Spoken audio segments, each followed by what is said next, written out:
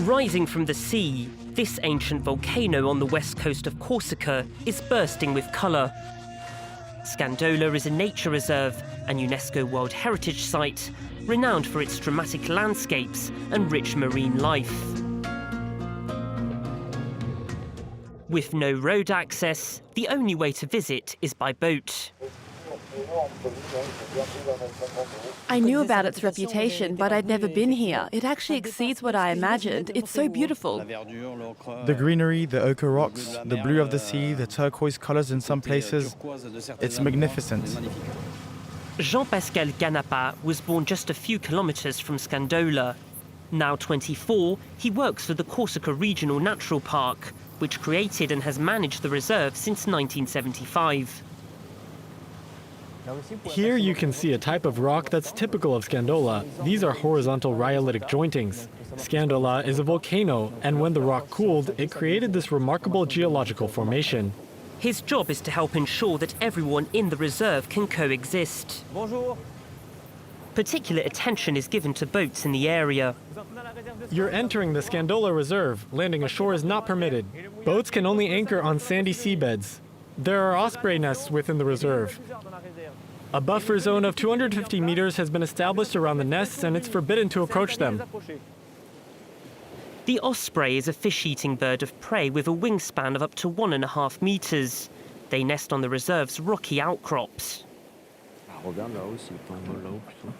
Conservationists have identified 5 breeding pairs of ospreys, which will soon need to feed their chicks. The parent encourages the chick to fly by placing food further and further away. That's how it pushes the young bird to take flight. That's why it's so important not to disturb them. But it's not only birds of prey that are being protected here. A team of scientists is mapping the reserve's underwater wildlife. Switch to number 7 and take a deep breath. In spring and autumn, divers carry out a series of surveys to identify, count, and measure fish populations.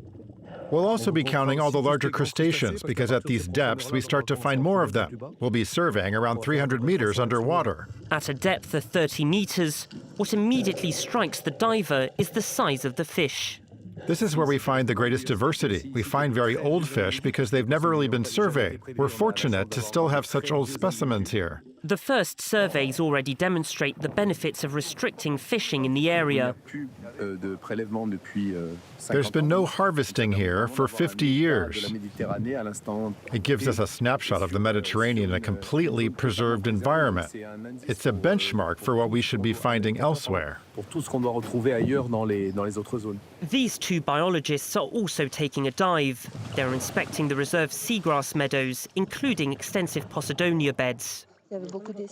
There were lots of seagrass species, comas, wrasses, saddled sea breams. Because these meadows act as nurseries, we see many small fish here, juveniles and even larvae. Underwater, every observation is carefully recorded. I make tally marks. Usually I write +10 when there are shoals of fish.